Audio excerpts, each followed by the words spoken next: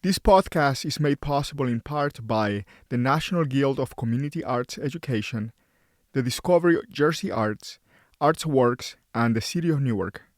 Please consider making a donation to enable us to continue producing programs like this one, freely available to the public. For more information about our work and mission, please visit www.newarkschoolofthearts.org. So Patricio Molina here, and welcome to another episode of Conversations at the Newark School of the Arts. In today's episode, we'll take a look at the Harlem Chamber Players' vital mission of bringing high-caliber, affordable, and accessible live classical music to people in Harlem and beyond. We discuss Roots 2 piano trio by David Baker and the need of creating and performing new compositions to make classical music more diverse and accessible for both musicians and audiences. The new hall at the Newark School of the Arts will be the site of an upcoming live stream performance by today's guests, pianist Kyle Walker and cellist Wayne Smith. Kyle and Wayne, welcome to the show. Thank you so much for having me. Thank you for having me. It's a pleasure to talk with you, Patricio. Wayne, so chamber music is a crucial aspect of your work. And as a member of numerous ensembles, both nationally and internationally, you performed in major venues around the world. So I just want to ask you, what distinguishes the Harlem Chamber Players from other organizations with which you have worked as a chamber musician? Well, with the Harlem Chamber Players, I've had more opportunity to work with other Black musicians and other musicians of color. As you know, not that everyone in the organization has to be Black or is Black, but it's just nice to explore this music, you know, with people that look like me. And we also are, you know, as part of the mission, we've been exploring the music of underrepresented composers, you know, of composers outside of the traditional classical canon. And so that's been really amazing. And I feel like that also informs our presentations when we do work within the traditional classical canon. So it's just been really a wonderful way to share this musical experience with other musicians from various backgrounds. In general, the classical world tends to be fairly homogenous, and so it's just wonderful to explore diverse music with diverse personnel. So Kyle, you are a prominent advocate of social justice and the co-founder of Dream Unfinished, an activist orchestra based in New York City. Tell us about your experience as a musician activist and how it aligns with the work of Harlem Chamber Players. Well, I am a pianist, as you mentioned, and one of the things that I think is really important is programming music that speaks to all people. And so one of the things that means is programming music that looks like New York City. And New York City is obviously one of the most diverse places in the world. So I try to keep this mindful whenever I'm thinking about what I'd like to play. And this particular trio is by David Baker, who was a wonderful, really jazz musician, but also had a very substantial training within classical music as well as a cellist. And he infused this within his writing. And I think it's really quite, present in his writing, the jazz influence. But more importantly, I guess, my work with activism, it sort of manifests itself in many ways. And one of those ways is with an organization called the Dream Unfinished, which, as you mentioned, is an activist orchestra. The way it functions is essentially like a collective of musicians that all have sort of a central idea of, once again, bringing the music to the people, but also raising issues that aren't often talked about within the classical music forum. Sometimes classical musicians have a mindset that's a little like holier than thou, or afraid to talk about hot button issues. And we're really quick to, want to just talk about the music, which is great. But the music oftentimes has a really important story behind it, whether it's the actual piece of music itself or the composer that wrote it. So one thing that I try to make sure in every presentation of music that I do is to not only talk about the music itself, and play the music itself, obviously, but also to share the story about the composer and what was happening in their life around the time that they were composing this music, the intention behind it. And hopefully this can spark conversation with audience members about issues that are really affecting all of us. So, will you be able to give us an example of what one of these concerts? So the Dream Unfinished, every concert is a different format. So it's a different instrumentation. Some of them are a full orchestra concert, and some of them are chamber music events. And actually, I'm the chamber music producer for the organization. So one of my roles is to organize chamber music concerts in New York City, as well as to perform the chamber music concerts. And what we do is we pair with an organization that can help raise money, either of awareness or directly in use of whatever we're trying to bring awareness to. And so, for example, one of the concerts that we had a few years ago was entitled Sing Her Name. And Sing Her Name not only had a commissioned work on the program, but also we had a lot of speakers speaking throughout the pieces that spoke to issues of really police brutality, particularly among Black women. And this was in the aftermath of 2016, 2015, 2016. A lot of really big cases like Sandra Bland were really in the minds of a lot of people.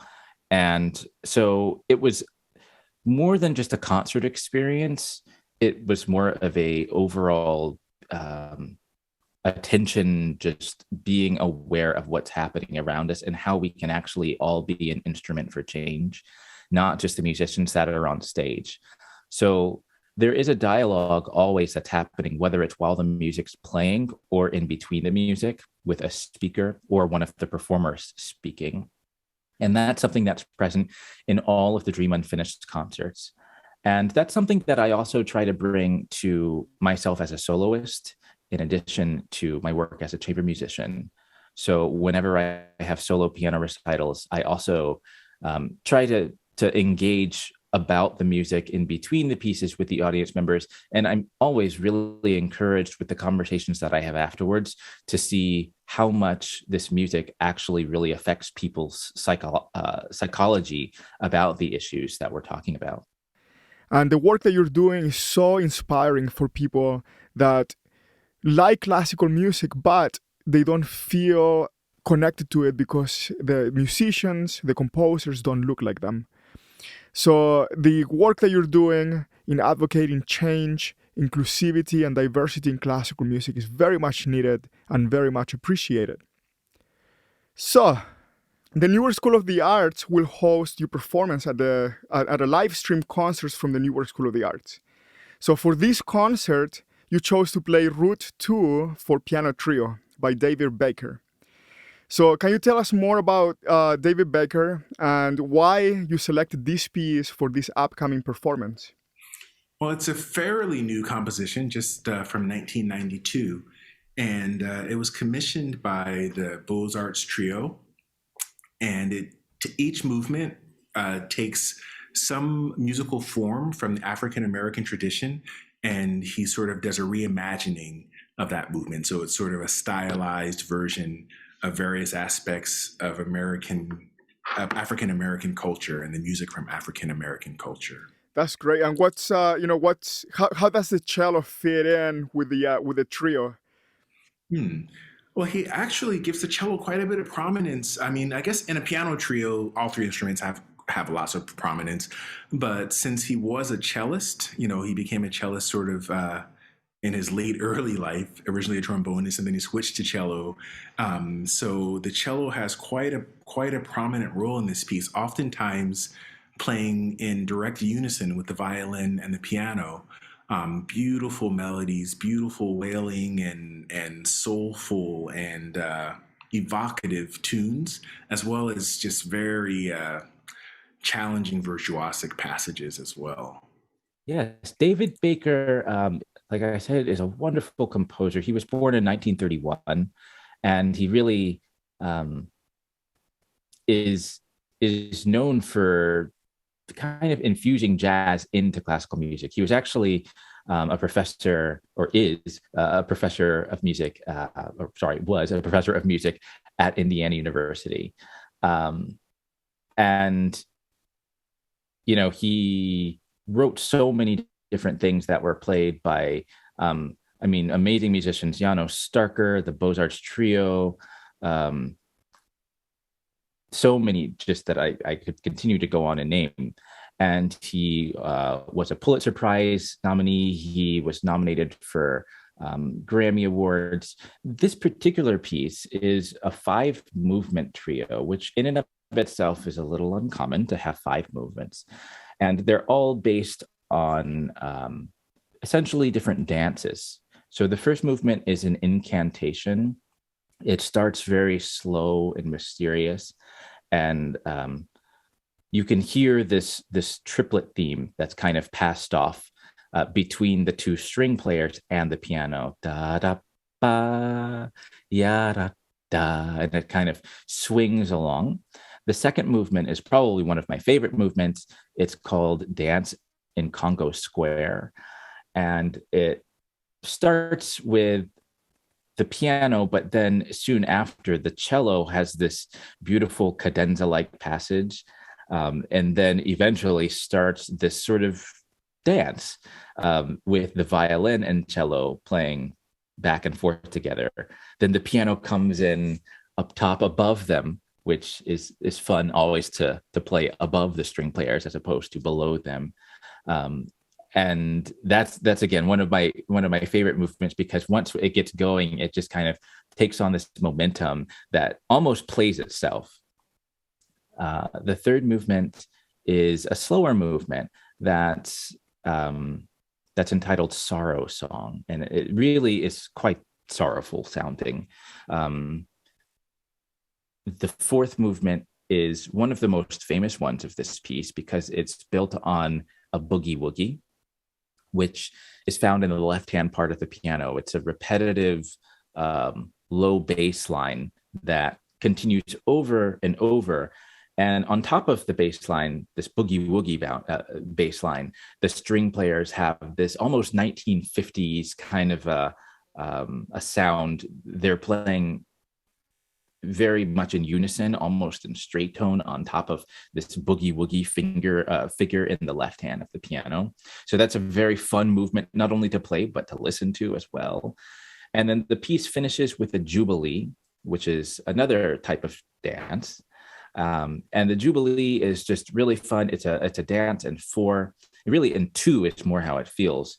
Yamba da da da da da da da da da da. So it's sort of triumphant sounding, and the whole piece is it's a great look into all these types of dances that we kind of hear about, but we don't hear programmed within classical music very often, especially one like a boogie woogie.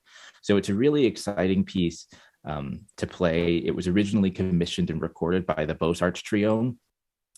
So it's got to be amazing if the Beaux-Arts Trio has touched it.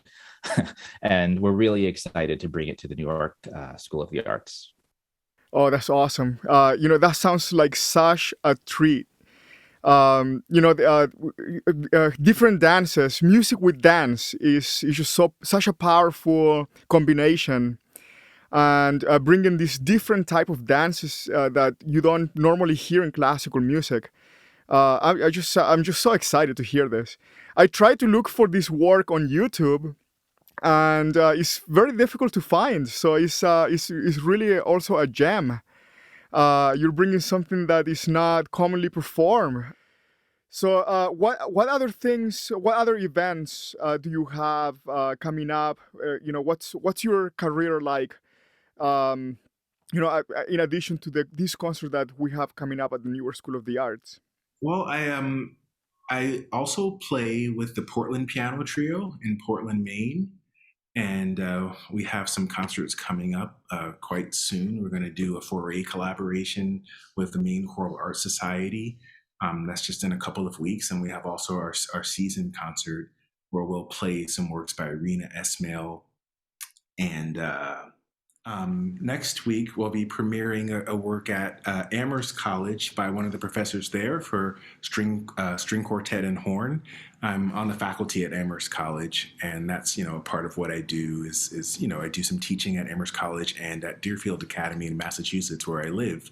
I also have the Gateways Festival coming up. I'm excited to go back to my alma mater, Eastman School of Music, and to play with the Gateways Festival Orchestra.